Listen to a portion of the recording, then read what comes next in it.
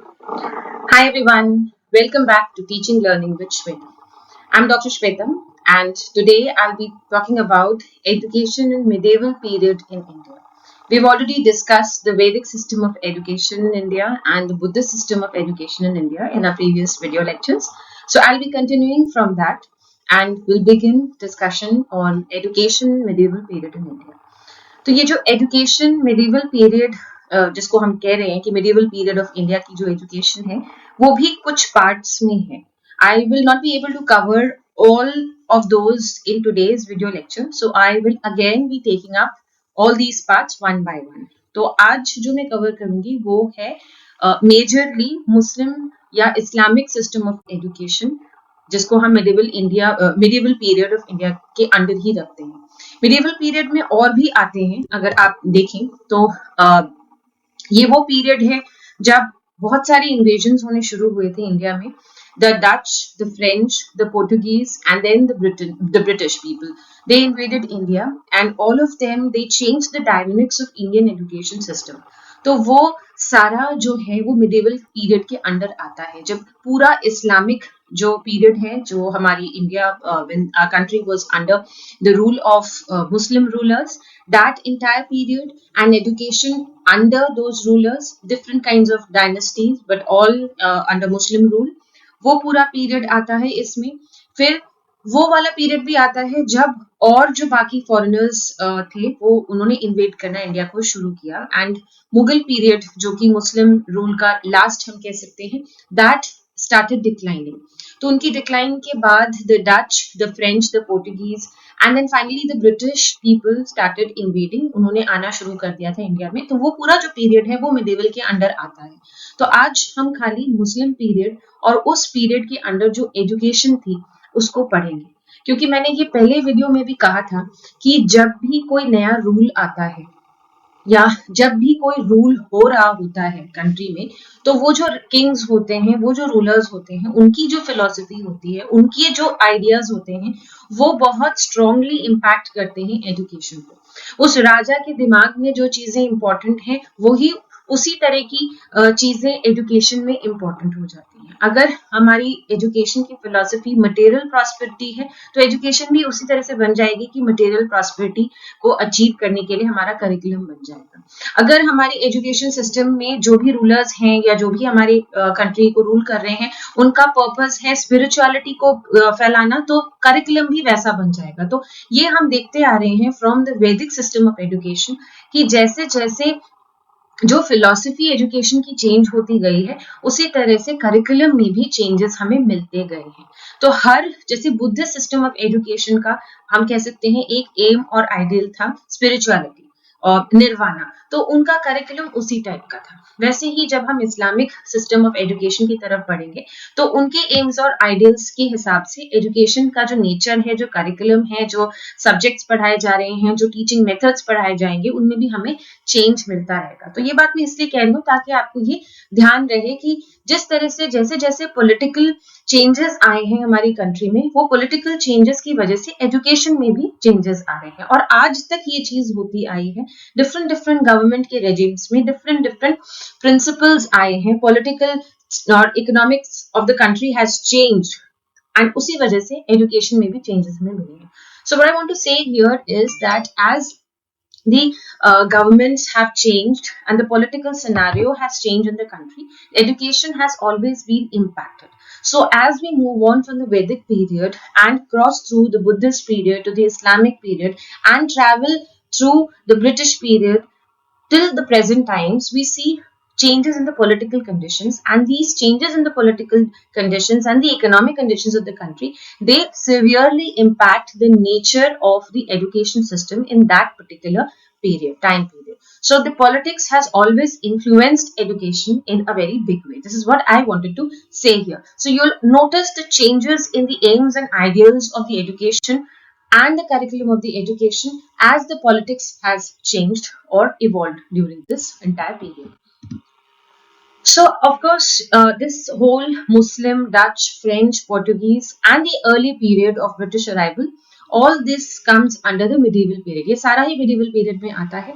और ये वाली slide again is the same as the first slide of our Vedic and Buddhist system of education, because when we are talking about the education system, then these are the points we cannot miss. We have to cover what the aims and ideals of this particular education system under in the medieval period were, how this education was organized, education कैसे organized थी, कौन funding कौन करता था, और teacher का status क्या था, कौन से schools किस टाइप के होते थे, universities कैसी होती थी, curriculum क्या होता था, subjects क्या होते थे, सेरेमनीज अब तक हम देखते आए हैं कि जब एजुकेशन की शुरुआत होती है तो वैदिक पीरियड में उपनयन संस्कार होता था, बुद्धिस्ट सिस्टम ऑफ एजुकेशन में पबर्जा संस्कार होता था, तो यहाँ पे कौन सा संस्कार होता था जब एडमिशन होता था, इस तरह की चीजें, फिर क्या डिग्रीज मिलती थी, वैदिक और बुद्धिस्ट टाइम में तो कोई एज सच डिग्रीज नहीं प्रोवाइड होती थी, तो यहाँ पे क्या है, टीचिंग मेथड्स क्या है, डिसिप्लिन का क्या हाल था, टीचर और टॉट मतलब टीचर स्टूडेंट रिलेशनशिप कैसी थी, विमेन को एजुकेशन मिलती थी को कैसे मिलती थी, और कुछ अगर स्पेशल फीचर्स हैं इस सिस्टम ऑफ एजुकेशन में, फिर इसकी क्या अच्छाइयां हैं क्या बुराइयां हैं, ये सारी चीजें हमें पता होनी चाहिए किसी भी सिस्टम ऑफ एजुकेशन को पढ़ते टाइम.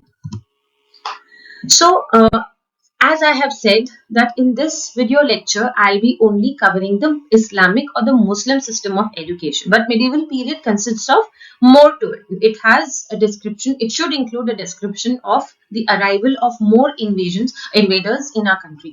तो वो जो Dutch, French, Portuguese और British इन्वेजन्स की जो हिस्ट्री है जिसकी वजह से एजुकेशन जो चेंज हुई है वो मैं नेक्स्ट वीडियो लेक्चर में करूंगी. तो इस वीडियो लेक्चर में खाली हम इस्लामिक सिस्टम ऑफ एजुकेशन को पढ़ेंगे. तो ऑब्वियसली थोड़ा सा हिस्टोरिकल अकाउंट जरूरी है. It's important for us to know little bit of history while studying the history of education, because they are closely related. As I have already said that the politics influences education system greatly. Hence it is very important for us to know, at least have an idea of who were the rulers during this period, because each ruler has contributed something to the education system. Now the Muslim rulers, the dynasties have kept on changing. There has been a lot of political changes happening because one dynasty was replaced by another dynasty. So there has been a system of change in the education system from one dynasty to another. तो जैसे जैसे dynasties आती गई हैं, education system भी हमारा बदलता गया है, क्योंकि कुछ राजाओं ने एजुकेशन को बहुत इंपॉर्टेंस दी और कुछ ने नहीं दी, कुछ ने डिस्ट्रॉय भी किया. तो डिफरेंट चीजें डिफरेंट टाइम पर होती रही हैं. Some rulers have given importance to education, some have not, some have build educational institutions, some have not. So depending on all this, the education system has kept on changing. So we'll be studying about these. These were the dynasties: the slave dynasty, then the arrival of the Khilji dynasty, the Tughlaq dynasty, the Sayyid dynasty, Lodi dynasty, and then finally the Mughal dynasty. So this is only for your knowledge. So some from all these dynasties, in सारे dynasties में से जो कुछ rulers थे जिन्होंने education को contribute किया, I've just tried to note down that. So slave dynasty में एक lady ruler थी Razia. She is very famous because of her contribution to education system. She was a learned person. She had great love for education, and she established the very famous Muijji Madrasa, where a lot of learned people used to come and receive education. And she had great respect for the learned scholars. तो इनकी kingdom में जो learned लोग थे, educated लोग थे, उनकी बहुत इंपॉर्टेंस थी, उनकी बहुत रिस्पेक्ट थी. तो क्लियरली ये पता लगता है कि इनके मन में भी एजुकेशन के लिए बहुत रिस्पेक्ट थी. फिर Balban was also another ruler from slave dynasty. तो ये दो मेजर और भी थे स्लेव डायनेस्टी के राजा, बट इन दो का बहुत मेंशन मिलता है एजुकेशन को इम्पोर्टेंस देने के लिए, क्योंकि जब कोई राजा एजुकेशन को इम्पोर्टेंस देता है तो उसके राज्य में एजुकेशन अच्छी फैलती है. सो व्हेनेवर अ किंग और a ruler prioritises education, education flourishes in his or her kingdom. So this is what we will be seeing throughout our discussion today. Then we had Khilji dynasty. In the Khilji dynasty, Jalaluddin Khilji was one ruler who had a lot of respect for education. उन्होंने एक library भी बनाई थी और उस library के head थे अमीर खुसरो, जो कि बहुत ही फेमस है. अलाउद्दीन खिलजी लेकिन इस डायनेस्टी के एक ऐसे राजा थे जिनको कोई एजुकेशन के लिए कोई खास रिस्पेक्ट नहीं था और उन्होंने काफी एजुकेशनल इंस्टीट्यूशंस को बर्बाद कर दिया, डिस्ट्रॉय कर दिया था। फिर जो हमारी तुगलक डायनेस्टी आई है उसमें गयासुद्दीन तुगलक, मोहम्मद बिन तुगलक और फिरोज शाह तुगलक ये राजा थे। These were the Kings who were lovers of education और इन्होंने बहुत सारे एजुकेशन इंस्टीट्यूशंस, मदरसा और मकतब्स बनाए हैं। ये हम पढ़ेंगे कि मदरसा क्या है, मकतब्स क्या है। फिरोज शाह ने एक बहुत बड़ा मकतब बनाया था फिरोजाबाद में, उन्हीं के नाम पे फिरोजाबाद भी पड़ा था। फिर हमारी जो सैयद डायनेस्टी आई थी उनको एजुकेशन से कोई बहुत ज्यादा लगाव नहीं था। They had no notable contribution in education because they were not much interested in education. फिर हमारी लोधी डायनेस्टी में जो सिकंदर लोधी थे, he himself was a poet. He had written about 9000 poems, जिनका जो कलेक्शन है, the collection of these 9000 poems is called Diwan. And he was a student of a very famous teacher known as Sheikh Sultan Jamal. And he also translated एक आयुर्वेदा की पूरी book को Persian language में, जिसका नाम था तिब्बती सिकंदरी, उन्होंने ट्रांसलेट किया था, जो कि बहुत फेमस थी। तो पर्शियन उस समय की लैंग्वेज थी, पर्शियन और अरबिक इनकी लैंग्वेज थी, तो उसमें उन्होंने इसको चेंज किया, ट्रांसलेट किया। जो हमारी लास्ट डायनेस्टी है मुगल्स की, वो सबसे उसमें जो कुछ रूलर्स हैं, खास तौर से अकबर, उनके बहुत कॉन्ट्रीब्यूशंस हैं एजुकेशन के, तो उनको हम स्किप बिल्कुल नहीं कर सकते। So the last dynasty, the Mughal dynasty, has made a lot of contributions to the education system in India. And out of these rulers, Akbar was the most famous one because he was an ardent lover of education, literature, crafts, and art. And he was also liberal, and he has done a lot for spreading education. He tried his best to to develop a liberal policy of education. So Babur, who was the first king, he also actually was a scholar of Turkish and Persian, and his autobiography that he wrote was Twizuk Babure, which is also a very famous document. He opened a department known as Shuhrat-e-Aam. पूरा एक department खोला था उन्होंने written work के लिए. उसके बाद हुमायूं जो थे वो भी काफी बड़े स्कॉलर थे, वो भी एजुकेशन में इंटरेस्ट लेते थे, लेकिन सॉरी, अकबर जो थे उनका खास तौर से नाम आता है जब एजुकेशन की बात करी जाती है मुगल पीरियड में। उन्होंने अपने कोर्ट में 9 ज्वेल्स भी रखे थे, जो बहुत ही टैलेंटेड लोग थे, आपने पढ़ा होगा हिस्ट्री में ये, जिसमें बीरबल भी एक थे, तानसेनी एक थे। तो वो उनको बहुत ज्यादा शौक था एजुकेशन का, और वो चाहते थे कि जो जनता है उन masses को education पहुंचे. So he wanted to implement practical education, vocational education for the masses of the country. He was not only interested in giving education to royal families, but to the masses, and that is why he had not demolished the Hindu. He was not in favor of demolishing the Hindu educational institutions or the Hindu languages. इसीलिए उनके period में, his period of education is the golden period of education, because it was only during his rule, the only period where the Hindi language was not curbed, and Hindu and Muslim students used to learn together. He was in favor of this.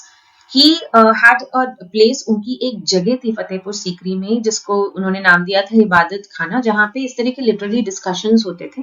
वो खुद पढ़े लिखे नहीं थे, लेकिन वो बैठकर उन डिस्कशंस में बहुत इंपॉर्टेंट पार्ट लेते थे।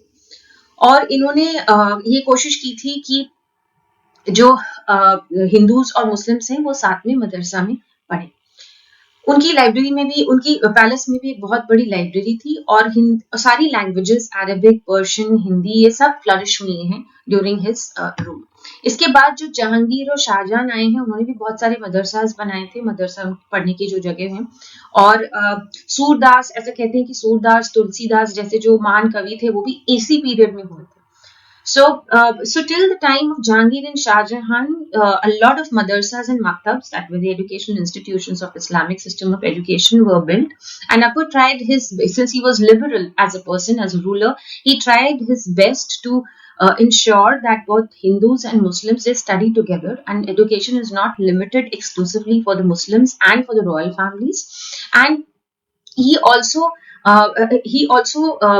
encouraged flourishing of all languages, not just Persian and Arabic, but Hindi language also. So it was a result of that this period is known as the golden age for education in the medieval period. And it was under his rule that Surdas, Tulsidas, and all those famous poets, they came to fame in this period. So what were the aims and ideals of, there's a correction in the spelling, it should be ideals not ideas, sorry for that. Aims and ideals of Muslim education. तो क्या इसमें इसकी क्या objective थी? अब जैसे आपने वैदिक और बुद्धिस्ट में देखा होगा, रिलीजियस एजुकेशन, स्पिरिचुअलिटी, मोक्ष, ये सब था। तो यहाँ पे थोड़ा सा जो चेंज है वो ये है कि मुस्लिम education was focused a little on spread of Islamic knowledge and Islamic religion. थोड़ा सा उनका एक हिडन एजेंडा था to spread this religion and its importance to the masses. And material prosperity को थोड़ी इंपॉर्टेंस यहाँ पे दी हुई है। मतलब मटेरियल प्रॉस्पेरिटी मतलब लग्जरियस लाइफ, कंफर्टेबल लाइफ, पैसे वाली लाइफ, अच्छी life, that is what has been their aim. तो ऑर्गेनाइजेशन क्या था, एजुकेशन कैसे होती थी? तो यहाँ पे जितने भी मुस्लिम रूलर्स थे वो पैसे देते थे, they were sponsoring the education and scholarships भी दी जाती थी। जो पढ़ने वाले स्टूडेंट्स थे उनको लैंड और विलेज, जिसको जागीर कहते हैं, वो मेंटेनेंस के पैसे दिए जाते थे। Kings used to, kings since the kings were taking a lot of interest, राजा महाराजा जो थे वो बहुत इंटरेस्ट ले रहे थे एजुकेशन में, इसीलिए वो सारे पैसे मेंटेन करने के और मदरसा और मकतब्स बनाने के लिए भी देते थे और लैंड भी देते थे, पैसा लैंड दोनों देते थे। लेकिन बहुत ज्यादा इंटरफेयर नहीं करते थे कि पढ़ाई कैसे होगी, मतलब teacher still had little autonomy. ये बहुत इंपॉर्टेंट स्लाइड है क्योंकि मुस्लिम एजुकेशन में दो जो टाइप्स के एजुकेशन इंस्टीट्यूशंस हैं, जैसे स्कूल कॉलेजेस जो होते हैं, वो बहुत फेमस हैं और बहुत इंपॉर्टेंट है और आज तक चले आ रहे हैं। So this slide is important because this talks about the agencies of education. So there are two main agencies of Muslim system of education that are still in existence, that they are maktabs and madrasas. Maktab, the word maktab is taken from the Arabic word kutab, which means a place where reading writing is taught. This was basically for primary, for the small kids, छोटे बच्चों के लिए primary education के लिए था. And madrasa is for higher education, that is derived from the word daras, which means to deliver. मतलब ज्ञान से रिलेटेड है ये। मकतब्स, जैसे कि मैंने पहले बताया, these were centers of primary education, छोटे बच्चों की। तो यहाँ पर बेसिक्स कुरान के पढ़ाए जाते थे, सिंपल मैथ्स, अरिथमेटिक पढ़ाया जाता था, सिंपल प्रिंसिपल्स ऑफ एजुकेशन पढ़ाए जाते थे। शुरुआत की जाती थी अल्फाबेट की। अल्फाबेट मतलब पर्शियन और जो भी अरबिक लैंग्वेज थी उसकी मेन अल्फाबेट्स पढ़ाए जाते थे। छोटी मोटी चीजें, मिलिट्री एजुकेशन की शुरुआत की थी, क्योंकि हम देखेंगे कि मुस्लिम रूल में बहुत इन्वेजन्स हुए हैं, one dynasty after दूसरी dynasty, this has happened. So warfare was very important. It was given a lot of importance. जैसे बुद्ध सिस्टम में warfare को बिल्कुल इग्नोर किया था, ऐसे मुस्लिम एजुकेशन में ऐसा नहीं था। So बट ये एक ऐसी चीज थी, मकतब्स में generally Muslims were allowed, but ऐसा कहते हैं कि हिंदूज को भी उन्होंने अलाउ किया था। अकबर के रूल में तो खासतौर से Hindus were also allowed. So मकतब is a place for primary education. इसके बाद आता है मदरसा। मदरसा जो है वो है हायर एजुकेशन का, और इसमें इसमें जो भी पढ़ाई होती थी वो थोड़ी एडवांस लेवल की होती थी। सो मदरसा was basically, it is still in practice, it is meant for higher education, and it was the education was more elaborate and complex in comparison to a madrasa. Here there were hostels, residential accommodation, and students did not have a very difficult life here. There were all arrangements for luxury and comfort and hostels, and very good food was, non-vegetarian food was served to them, and this is written in the records, and they were given all facilities and rooms were lavish and everything was perfect. Even the teachers were also living in the residential hostels there, and vocational education was given. They were taught agriculture, astrology. Now Muslim rulers have been very fond of art and craft. आपने देखे होंगे उन्होंने जैसे ताजमहल और बहुत सारे फतेहपुर सीकरी, इतने सारे फोर्ट्स और इतनी सारी उन पे इतनी सारी आपने डिजाइन्स देखी होंगी, तो बहुत बारीकियों से किया गया काम है ये। This shows that the Muslim rulers had great interest in arts and crafts, तो they made this a part of the curriculum also. So madrasas में ये वाली ट्रेनिंग भी दी जाती थी। And Quran was very important. Quran तो स्टार्ट मकतब में ही, प्राइमरी एजुकेशन में ही पढ़ाना शुरू कर देते थे, बट अच्छे से properly it was taught in madrasas. And religious education, of course, Islamic education was given, but it was secular also, and there were different teachers for different subjects, so it was a more organized way of giving education. And mathematics, philosophy, politics, economics, this you will see that during the rule of different rulers, the Muslim rulers, these all subjects have been included all the time. तो ये philosophy, logic, politics, economics, ये बहुत important subjects थे जो पढ़ाए जाते थे. और भी एजेंसीज थी एजुकेशन की, खानका थे and dargah, they were mainly for primary education, and only Muslim children, they were exclusively for Muslim children, and donation से जो पैसे आते थे उससे खानका और दरगाह चलते थे. They were separate Quran schools जो सिर्फ कुरान की पढ़ाई जाती थी इनमें, और पर्शियन schools भी थे जहाँ पे पर्शियन लैंग्वेज को इम्पोर्टेंस दी जाती थी. तो हमने देखा एजेंसीज, मेन एजेंसीज जो थी एजुकेशन की वो तो थी maktabs for primary education and madrasa for higher education. उनके अलावा खानका, दरगाह भी प्राइमरी एजुकेशन के लिए थी, कुरान स्कूल्स थे, पर्शियन स्कूल्स थे, उस टाइम पे ये एजेंसीज थी. अब देखते हैं curriculum. So the primary curriculum, the curriculum at the primary level, this education was imparted in maktabs. तो basically emphasis किस पे था? The emphasis in this period was on alphabets, जो पर्शियन और अरबिक के अल्फाबेट्स जो होते हैं वो पढ़ाने पे था. सिंपल रीडिंग राइटिंग आनी चाहिए बच्चे को, कुरान के बेसिक्स आने चाहिए और मॉरल वैल्यूज आने चाहिए. हायर एजुकेशन में वर्ल्डली एजुकेशन, वर्ल्डली मतलब जो रिलीजियस नहीं है, जिसमें हम मोक्ष और निर्वाण की बातें नहीं कर रहे हैं, जिसमें हम दुनियादारी की बातें कर रहे हैं, पैसे कमाने की बात कर रहे हैं, स्किल्स की बात कर रहे हैं, प्रैक्टिकल चीजों की बात कर रहे हैं, वो एजुकेशन पे फोकस था. रिलीजियस एजुकेशन भी पढ़ाई जाती थी, art and craft, vocational education जिससे हमें नौकरी मिले, लाइवलीहुड मिले, तो ये फोकस होता था हायर एजुकेशन में, जो कि करी जाती थी मदरसा में. Now, just as we had the Upnayan Sanskar in the Vedic system of education and the Pabajja Sanskar in the Buddha system of education, जो एंट्री का सेरेमनी होती है, जब एक बच्चे को एजुकेशन में सबसे पहले डाला जाता है, when the child is admitted in education, we've seen that in the previous systems of education, like the Vedic system, there was a ceremony known as Upnayan Sanskar. Similarly, there was when the child was admitted to primary education in the Buddha system of education, that ceremony was known as the Pabajja Sanskar. Similarly, here also there was one very famous ceremony when the child was admitted to primary education, that is in a maktab, जब उसका 4 साल 4 month और 4 दिन पर जब admission किया जाता था प्राइमरी एजुकेशन में, मकतब में, तो वो जो सेरेमनी होती थी उसको हम कहते थे बिस्मिल्लाह खानी सेरेमनी. It's very important. इसमें क्या किया जाता था कि टीचर के सामने नए कपड़ों में बच्चे को पेश किया जाता था, कुरान के वर्सेस बोलने होते थे, और अगर वो बोल नहीं पाएगा तो वो बिस्मिल्लाह प्रोनाउंस करता था, और उसके बाद उसका एडमिशन मकतब में हो जाता था. So this was a very important ceremony. Student teacher relationship कैसा था? यहाँ पे थोड़ा सा चेंज है from Vedic to Buddhist period of time, because here there is one thing that is coming new. यहाँ पे एक इंपॉर्टेंट चीज आ रही है, वो है कॉर्पोरल पनिशमेंट. हमने वैदिक सिस्टम में देखा एज सच पनिशमेंट्स नहीं होते थे. बुद्धिस्ट सिस्टम में पनिशमेंट्स जो होते थे वो कभी भी कॉर्पोरल नहीं होते थे, फिजिकल नहीं होते थे. लेकिन मुस्लिम पीरियड में कॉर्पोरल पनिशमेंट्स इंट्रोड्यूस हुए थे, जिसमें केनिंग, केन से मारना, उल्टे लटका देना, ये सब होता था. और बच्चे इसीलिए रिस्पेक्ट तो टीचर की करते थे लेकिन डरते भी थे, और स्ट्रिक्ट डिसिप्लिन होता था. टीचर्स उनके साथ हॉस्टल्स में भी रहते थे और टीचर को उस्ताद कहते थे यहाँ पे. But then still the relationship between teacher and students were cordial and was good. Teaching methods. Now a lot of focus, यहाँ पे जो फोकस था वो प्रोनाउंसिएशन पे बहुत ज्यादा था. वैदिक में भी था और यहाँ पे भी था कि कुरान शरीफ को जब आप बोलें तो प्रोनाउंसिएशन का बहुत ध्यान रखें, इसीलिए वो प्रोनाउंसिएशन को बार बार बुलवा के उनको पढ़ाते थे.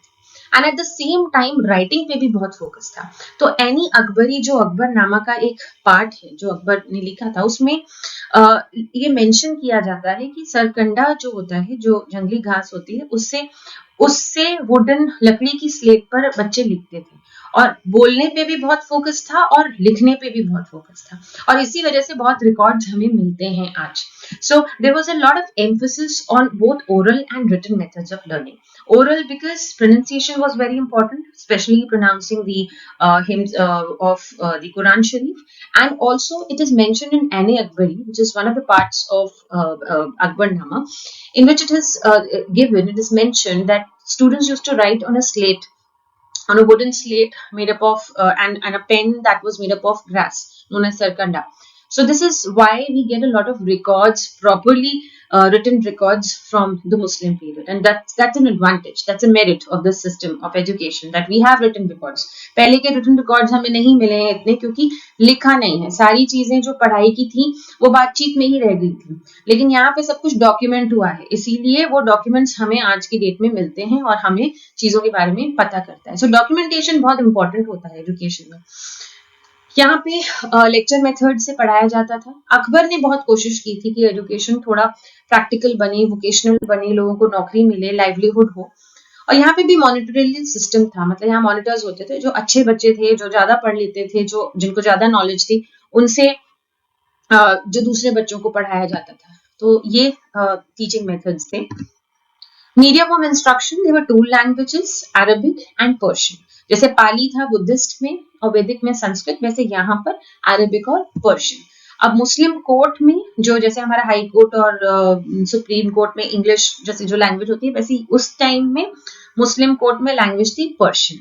और बच्चों को जो कुरान पढ़ाई जाती थी वो अरबिक में पढ़ाई जाती थी, क्योंकि कुरान की लैंग्वेज अरबिक है. तो ये दो लैंग्वेजेस ही बेसिकली थी. मीडियम ऑफ इंस्ट्रक्शन, मतलब मीडियम ऑफ इंस्ट्रक्शन का मतलब होता है किस लैंग्वेज में बच्चों को पढ़ाया जा रहा है. जैसे मैं हिंदी इंग्लिश दोनों यूज कर रही हूँ, वैसे वहां पे medium of instruction was Arabic and Persian. Even now, no formal examinations were taking place.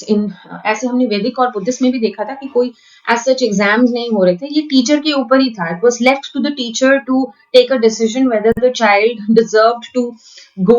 The child had learned enough to be able to switch from the primary to a higher level of education. तो ये teacher के ऊपर ही था decision लेना कि वो ऊपर के लेवल में जाने लायक है कि नहीं. और time to time discussions, debates होते रहते थे, जिसमें बाहर से स्कॉलर्स को इनवाइट करते थे. तो वो एक तरह से उसमें बच्चों को इवैल्यूएट ये लोग करते थे कि किसको कितनी नॉलेज है, और रिवॉर्ड्स भी देते थे बच्चों को.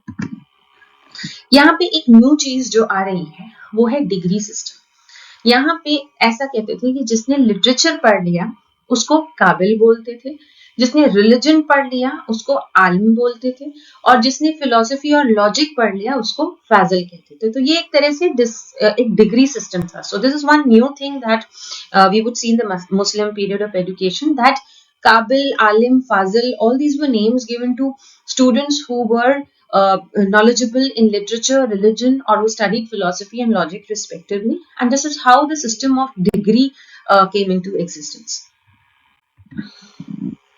Women education. Now, as I have always said that her education system में ये mention करना आप नहीं भूलेंगे. You should not forget to mention the condition of Muslim women or Muslim education in any in this period of education. Like in any system, it is very important to discuss about the condition of women and their the state of education for women. So here in the Muslim system of education, बहुत conservative था सब कुछ. The women were under पर्दा system बहुत solidly apply होता था यहाँ पर, और एजुकेशन विमेन को मिलती थी. Women were allowed education, but सिर्फ मकतब तक, मतलब सिर्फ प्राइमरी एजुकेशन. प्राइमरी एजुकेशन के बाद विमेन को एजुकेशन, हायर एजुकेशन नहीं मिलती थी. तो ये एक डीमेरिट है मुस्लिम एजुकेशन सिस्टम का, कि इस सिस्टम ऑफ एजुकेशन में हायर एजुकेशन तक विमेन, औरतें नहीं पहुंच पाती थी. वही पहुंच पाती थी जो रॉयल फैमिलीज की थी या हायर कास्ट की थी. तो कॉमन विमेन की एजुकेशन यहाँ से बहुत डिक्लाइन की है. ये एक डीमेरिट है. लेकिन ऐसा भी नहीं था कि बिल्कुल किसी वुमेन को मिली ही नहीं है education. There were some very famous learned women educationist या स्कॉलर्स, कुछ फेमस लेडीज हुई हैं, लेकिन ये जनरली रॉयल फैमिलीज की ही रही हैं. जैसे सुल्ताना रजिया है, गुलबदन है जो बाबर की बेटी थी जिन्होंने हुमायूं नामा लिखा था, ज़ेबुनिसा जो औरंगजेब की डॉटर थी, जो अरबिक और पर्शियन की बहुत अच्छी स्कॉलर थी. फिर मुमताज महल है, सुलीमा, जहानारा, ये सब आर्ट्स एंड क्राफ्ट्स में बहुत अच्छे थे. तो ये कुछ मेंशन मिलता है विमेन स्कॉलर्स का, but in general women education Muslim period में डिक्लाइन हुई है, क्योंकि कॉमन लड़कियों को एजुकेशन सिर्फ प्राइमरी तक ही मिलती थी. मदरसा भी जाना अलाउड नहीं था. बुद्धिस्ट, यहाँ पे बुद्धिस्ट लिखा हुआ है, this should be Muslim. Some famous centers of Muslim education were Delhi, Agra, Jaunpur and Bidar. So Delhi was the capital for Muslim rulers and बहुत टाइम तक ये कैपिटल रहा है। तो इसमें बहुत सारे जो मुस्लिम रूलर्स हुए हैं उन्होंने मदरसाज और मकतब्स बनाए थे। फॉर एग्जाम्पल अलाउद्दीन खिलजी ने बनाए थे कुछ हमारे मदरसाज, और हुमायूं, जहांगीर, शाहजहां, इन सब ने दिल्ली का स्टेटस काफी मेंटेन किया हुआ था और फाइनेंशियल एड्स भी दी थी। आगरा तो बहुत फेमस हुआ है specially during the rule of Mughals, क्योंकि अकबर ने फतेहपुर सीकरी में बहुत स्कूल्स बनाए थे और यहाँ पे बहुत सारे अरेबिया से, पर्शिया से लोग आने शुरू हो गए थे, क्योंकि ये पूरा एक सेंटर बन गया था। Agra had become a centre for learning Islamic culture and philosophy, and Sikandar Lodi, Babur, Humayun, they all had established a lot of educational institutions here. लेकिन मुगल रूल के खत्म होने के बाद आगरा में भी जो सीट थी लर्निंग की वो डिक्लाइन होने लगी। जौनपुर जो था वो टर्किश, अफगानीज और मुगल सबके रूल में एक सीट ऑफ लर्निंग था, लर्निंग के लिए फेमस हुआ करता था। ऐसा कहते हैं शेरशाह सूरी ने भी यहीं पर एजुकेशन ली थी। मोहम्मद शाह ने यहाँ पे बहुत सारे मदरसाज बनाए थे और philosophy, craft, history, political science का ये सेंटर था। ये सेंटर भी मुगल राज के बाद डिक्लाइन हो गया। बिदर जो था ये साउथ इंडिया में है, ये बहमनी रूलर्स के अंडर था और बहमनी रूलर्स में एक रूलर थे अलाउद्दीन बहमन शाह। उनका एक मिलिट्री ऑफिसर था महमूद गवान। Now Mahmud Gawan was interested in education and he built several madrasas, and one madrasa was very famous that he had built, and he appointed learned teachers in these madrasas and also a library with 3,000 books. So this Bidar had also become a very famous place for learning. क्या फायदे थे? अब हम अगर इनकी बात करें कि मुस्लिम rule of education, Muslim system of education में क्या मेरिट्स हैं, क्या अच्छी चीजें थी, तो कंपलसरी एजुकेशन का सिस्टम यहाँ से शुरू हुआ था, although it was only for boys after the maktab level, but still it was compulsory. Education worldly curriculum, जैसे मैंने कहा था, they had emphasis on practical education. रोजी रोटी के लिए एजुकेशन को उन्होंने एम्फेसाइज किया। सिर्फ मोक्ष और निर्वाण के लिए ही एजुकेशन इंपॉर्टेंट नहीं है, बट हमें जो खाना खाना है, जो रोजी रोटी है, उसके लिए भी तो एजुकेशन होनी चाहिए। तो ये एम्फेसिस था प्रैक्टिकल एजुकेशन पर इस सिस्टम में। Military education is also very important for the safety of the country. It is always important. It was not given importance in the Buddhist period, but here it was sound. And it was also because constantly attacks होते रहते थे, तो इसीलिए ये वैसे भी जरूरत थी। They introduced the concept of rewards to students. जो अच्छे students होते थे, जो मतलब अच्छा स्कोर करते थे, जो अच्छा परफॉर्म करते थे, जिनकी नॉलेज अच्छी होती थी, उनको काफी तारीफों से या गिफ्ट्स से रिवॉर्ड किया जाता था। तो ये एक अच्छा सिस्टम है बच्चों को एनकरेज करने का। Since the focus was on writing, मैंने आपको बताया जैसे कि स्लेट पर बच्चे लिखते थे और अकबर का खास तौर से बहुत एम्फेसिस था राइटिंग पर, तो इस वजह से हिस्ट्री राइटिंग स्टार्ट हुई। इसीलिए हमें रिकॉर्ड्स मिल पाते हैं उस जमाने के। नहीं तो हमारे बहुत से ऐसे रिकॉर्ड वैदिक पीरियड के, बुद्धिस्ट पीरियड के हमें अवेलेबल नहीं है, क्योंकि सब कुछ था, पढ़ाया गया है, लेकिन रिकॉर्ड नहीं किया गया, कहीं लिखा नहीं। तो इसमें इस पीरियड से हिस्ट्री राइटिंग अच्छे से शुरू हो गई और आर्ट एंड क्राफ्ट भी बहुत अच्छे से डेवलप हुए थे during the Muslim system of education. But like every system of education, this also had certain demerits. The first demerit was, it is said that it was not very scientific. बहुत ज्यादा sciences पर focus नहीं किया था, बहुत ज्यादा scientific methods या research वाले मेथड्स नहीं थे। एंड इकोनॉमिक असिस्टेंस में डिस्क्रिमिनेशन था, मतलब जो मुस्लिम रूलर्स थे वो मुस्लिम मकतब्स और मदरसास के लिए ही पैसे देना प्रेफर करते थे, ना कि जो already Hindu system of education या गुरुकुल्स थे या बुद्धिस्ट मोनास्ट्रीज थे, उनके लिए पैसे देने में थोड़ा सा डिस्क्रिमिनेशन था। ऐसा ये भी कहते हैं कि जो हमारे कंटेम्प्रेरी, जो हमारी ओरिजिनल इंडिया की जो स्कूल्स थे, जो लैंग्वेजेस थी, उनको भी इन्होंने काफी डिस्ट्रॉय किया है। और most of the methods were based on memorisation. इसीलिए कहते हैं कि बहुत ज्यादा डिबेट्स, डिस्कशंस की जगह ये याद करने पे फोकस करते थे। विमेन को बिल्कुल उन्होंने इंक्लूड नहीं किया है, कॉमन विमेन को इसमें। कॉर्पोरल पनिशमेंट भी एक बुरी चीज है जो आई थी इसमें। रिलीजियस एजुकेशन, इस्लामिक को तो बहुत एम्फेसिस दी है इन्होंने, लेकिन बाकी जो हिंदू, बुद्धिस्ट, उनको बहुत ज्यादा इंपॉर्टेंस नहीं दी है। टीचर्स का काफी लो स्टेटस यहाँ से शुरू होता है। और सिंस पर्शियन और अरबिक हमारे लिए फॉरेन लैंग्वेजेस थी, इंडियन लैंग्वेजेस का काफी इग्नोरेंस यहाँ से स्टार्ट होता है। और ऐसा कहते हैं कि यहाँ पे यूनिवर्सिटी का कोई बहुत साउंड कॉन्सेप्ट नहीं था, मदरसाज और मकतब ही मेनली थे, तो ये भी एक डिसएडवांटेज लोगों ने बताया है। वैदिक और बुद्ध सिस्टम से क्या क्या डिफरेंसेस हैं? एक तो ये बहुत ज्यादा ऑर्गेनाइज्ड है, उससे ऑर्गेनाइज मतलब प्रॉपर बिल्डिंग्स हैं, कोई बहुत गाँव में या फॉरेस्ट में नहीं हो रहे हैं, प्रॉपर बिल्डिंग्स इन सिटीज थे with proper libraries and luxuries for students.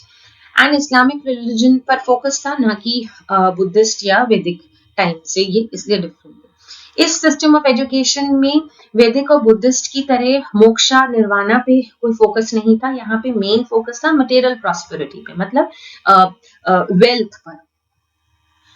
दूसरे रिलीजियस एजुकेशन के लिए एक्सेप्टेंस कम थी। हमने देखा Buddhist people did not have a problem with the Vedic system of education, but these people, the Muslim rulers, they were not very fond, except a few. Most of them were not very fond of the other systems of education, because of which they declined. तो थोड़ा सा ये एक है। यहाँ पे residential education बहुत अच्छे से, मतलब हॉस्टल्स का कॉन्सेप्ट और डेवलप हो गया। हॉस्टल्स का कॉन्सेप्ट बुद्धिस्ट पीरियड में डेवलप हो गया था, बट यहाँ पे इट वॉज बेटर।